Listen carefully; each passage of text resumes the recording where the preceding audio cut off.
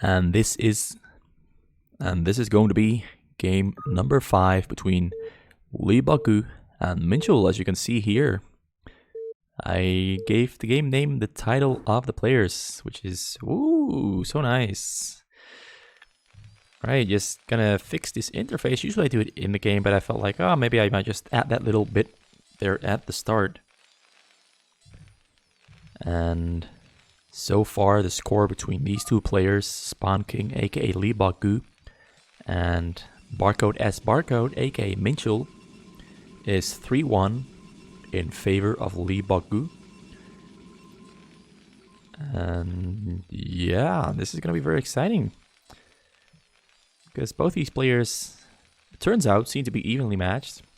Before I started watching this, and before I started casting this, I thought Minchul would definitely be ahead of LeeBokGu, because Minchul is considered to be one of the best 1 vs 1 players in Korea for fastest map.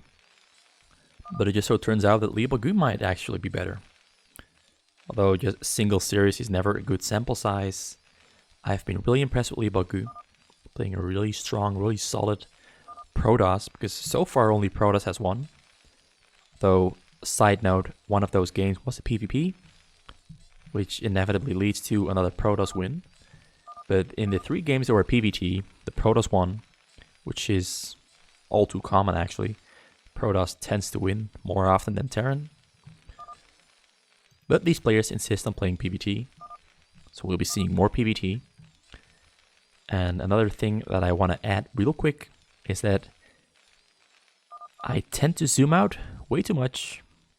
So this game I'm going to try to focus on staying a little bit more zoomed in, which might be a little bit hard to always keep track of, zooming in and zooming out.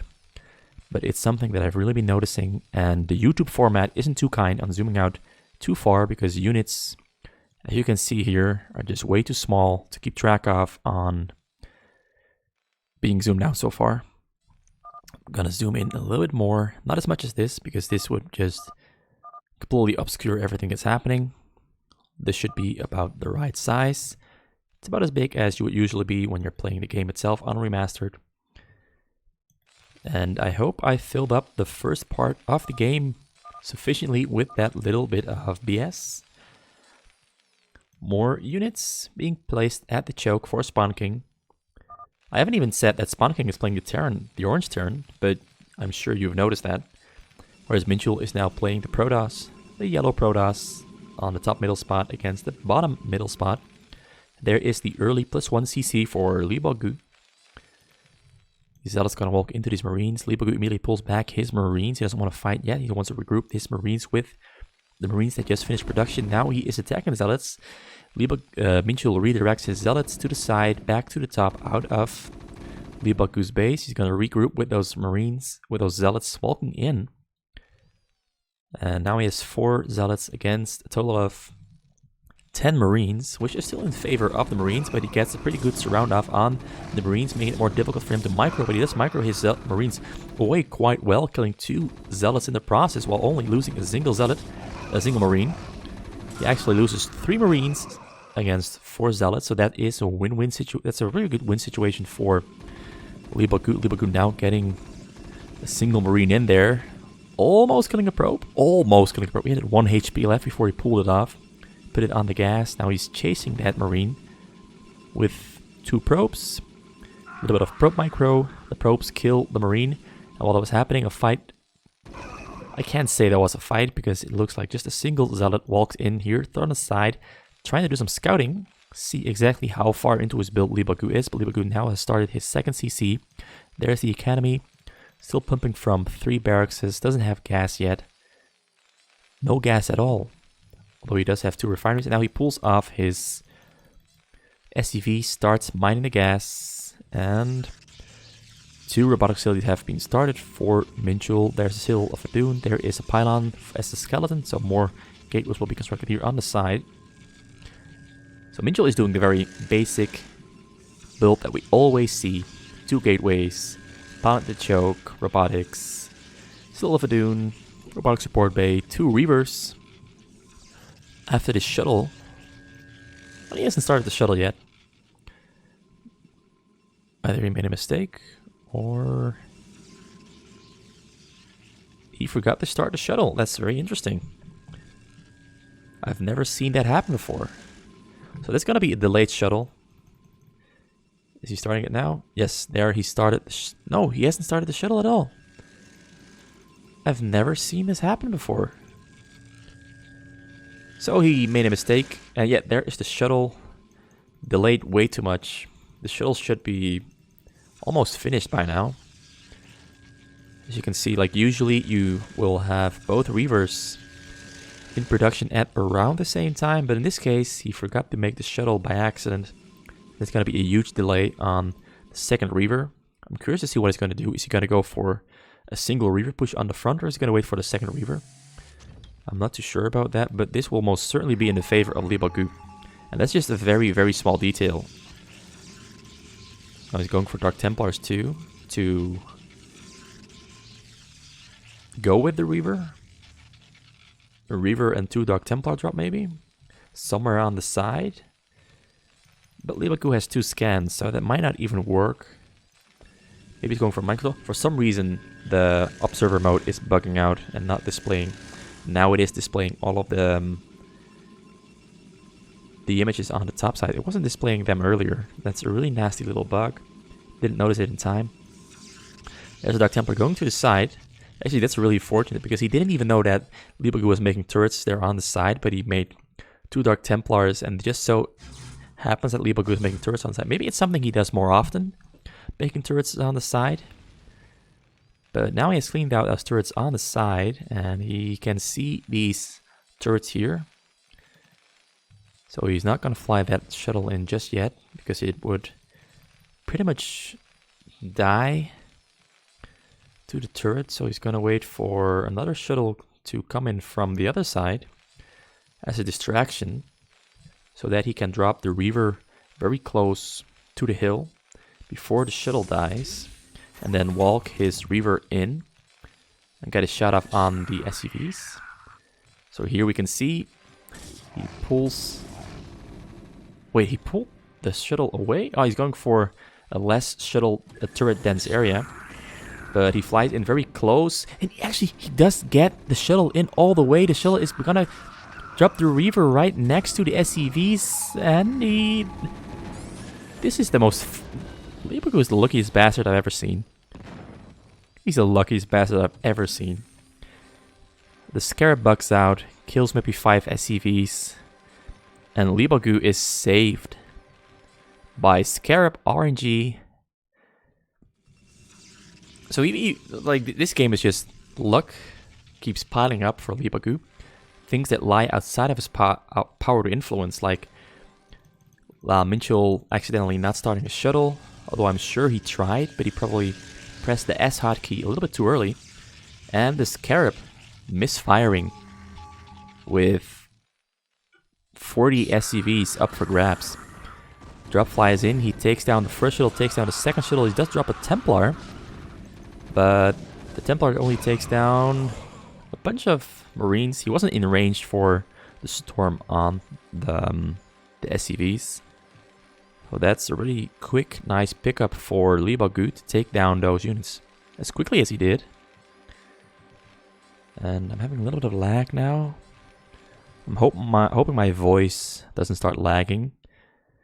I hope that all stays just completely fine. It's just the server's lagging a bit. I'm not sure if I should keep hosting my games online, if I should do them in single player mode. Drop number 3. I'm gonna fly in from the side. There's a lot of Marines waiting here and a bunch of turrets. Will he get those Templars and those units out? He does get the Templars and the units out, but he's gonna be forced to storm on the Marines. He does take most of the Marines, so that at least is a little bit of the drop defense taken down. And the beautiful sound of a medic healing. So now he's still gonna keep going for the drops. Corsairs being produced there.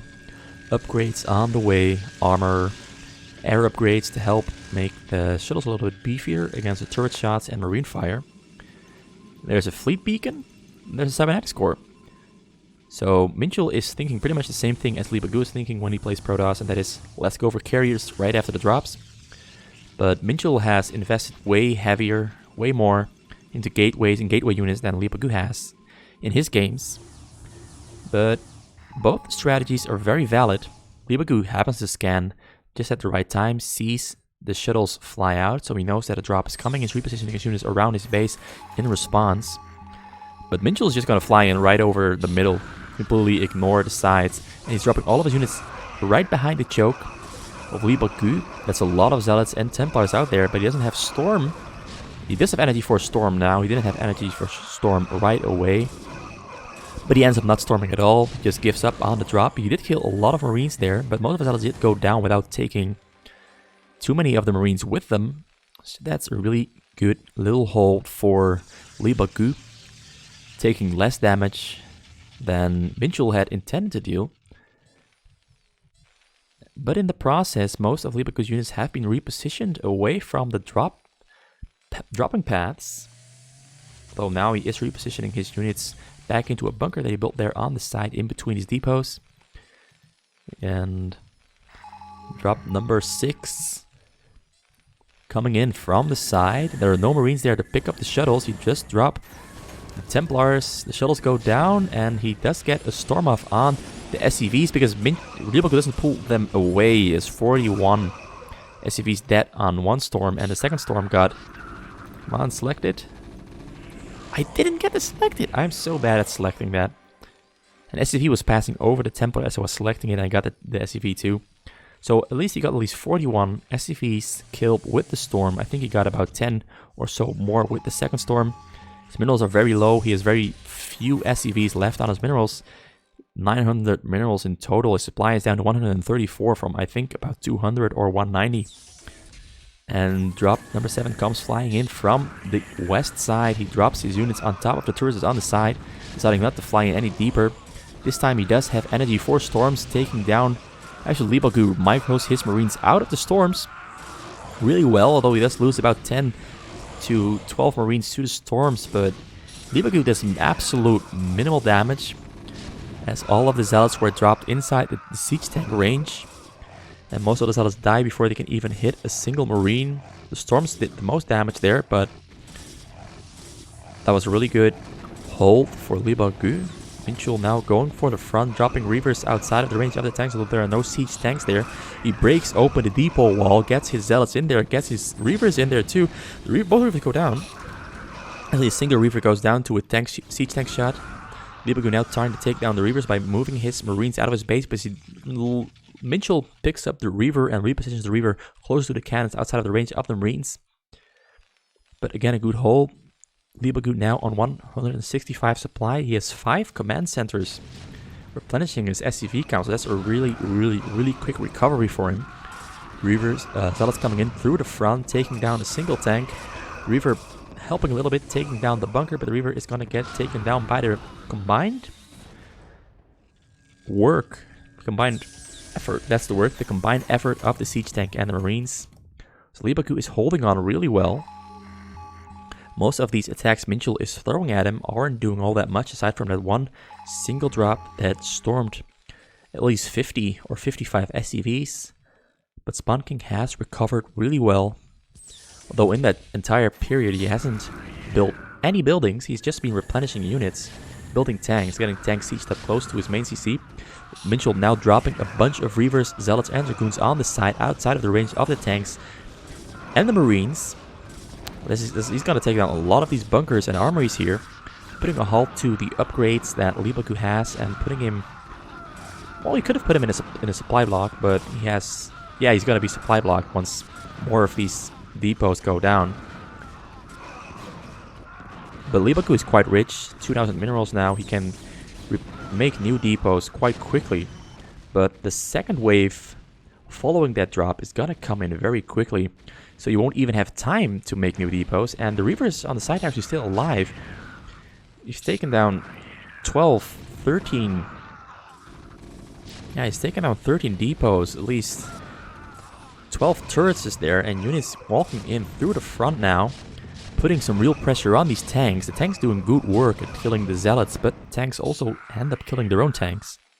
There's some really nasty friendly fire. The Reavers on the side are still alive. I don't think these Marines will be enough, even though they do get microed quite nicely. And actually, they do end up being enough. So the Marines get split up. They end up being enough to take down the 3 Reavers. Another drop now flying in from the top side, from the north, right over the entrance. He does get his Reavers out, but the Reavers don't really get a good shot off on the SCVs. And he does take down a couple of SCVs, but not all of them. Most of the Scarab shots ended up being dud shots, and most of the SCVs come out alive. LeeBokGu goes down to 130 supply against 200 supply. He's going to have to throw down a lot of new depots very quickly, but there are still 3 zealots here on the side. They're just going to be waiting. He's going to pick them up, and he's going to drop them right on top of. And he does. And that's such a neat little smart move. So he picks up the zealots, drops them on top of the SCVs, and the tank splash damage kills the last remaining SCVs LeeBokGu had on his minerals. And he ends up having a very successful drop anyway, but not with the Reavers, but with the zealots. So that's some really good quick thinking. Now he's sending in more units on the side outside of the range of the siege tanks, taking down the turrets that he has there on the side, planning on taking down the depots too. He takes down his tank that he sieged up in range, but single tank will not be enough. Minchul is showing some really nasty Protoss versus Terran textbook stuff that's also kind of outside of the box, like picking up units while fighting and dropping them on top of SCVs to abuse the siege tanks. Splash damage, and yeah, he's just placing the Dragoons there outside of the range of the tanks, even repositioning his Dragoons so he can keep firing on these depots. This is some grade A PvT abuse. And the Zealots just on hold position. He's waiting for this drop. He's gonna move his Zealots in at the same time as the drop from the side here, hidden by the minimap, is gonna fly in. That's gonna be a really sweet coordinated attack, and he's gonna use these carriers as coverage to take fire away from the shuttles. He flies in, the carriers come in. He pulls back the shuttles. I didn't expect that one. So he's gonna wait. And now he goes in again while the Marines are distracted. And he's gonna drop all of these units right on top of the SCVs and kill SCVs with splash damage. He's gonna keep dropping Zealots right on top of the SCVs. Splash damage. Actually, LeeBokGu unsiege. Oh, he didn't unsiege that one, and that one still fires on his own tanks. Well, that's at least a bunch more SCVs dead. If he had unsieged that one, he could have saved all of his SCVs, but instead he kills his own SCVs by accident. Anyway, so it's really unfortunate for LeeBokGu. That little bit of oversight of not unsieging that one single tank. Oh, LeeBokGu is hurting so much right now. He is still supply stuck. Or once again supply stuck, not still supply stuck. He's again supply stuck because the Zealots he had here attacked the depots and took down the depots. All of his buildings are burning. He's gonna... No, he's not gonna lose that scan. Carriers just hovering on the sides, slowly eating away at whatever LeeBokGu has remaining on the sides. He's ignoring the Marines. Marines stimming down the interceptors. But Minchul doesn't really care about those interceptors because he has another big drop loading up inside his base. More carriers finishing production. And his carriers are almost on 333 upgrades. He's just waiting for his air upgrades to finish, which they almost are. They're almost finished. And another drop gonna fly in from the east side, the side where LeeBokGu has no Marines at all and also no tanks. So he's gonna fly in completely unopposed. He's gonna drop outside of the tank range. Actually, he does drop outside of the tank range, and the Templar, only the Templar, immediately dies to the siege tank. So that's really unfortunate. This tank still killing his own SCVs. This tank is the worst, friend. Is the worst. He just keeps killing his own SCVs with this tank specifically. He unsieges his tanks over here all the time, but this one stage sieged and keeps killing his own SCVs, although he didn't kill as many as he could have killed that time around. But that's some really sweet moves by Minchul, and Minchul wins the game because there's no way of coming back from this. His carriers flying on both sides of his base, units attacking from the front. He has no income because the SCVs keep dying to his own siege tank. That's you, mister. Killing your own SCVs, hardworking civilians. Bad tank. Really bad siege tank. They should court-martial him. Because that's basically genocide. Anyway, Minchul comes out with the win. I'm sorry for having my screen on LeeBokGu all this time, but that's because all the action was happening in LeeBokGu's base, and we already kind of know what Minchul is going to do, which is make zealots, send them here, load them up in the shuttles, fly them in from either side, make carriers, send them in, support the units. All the action was happening in LeeBokGu's base. So the score is now back on 3-2 in favor of LeeBokGu. And now we're going to game number 6 and see who wins game number 6.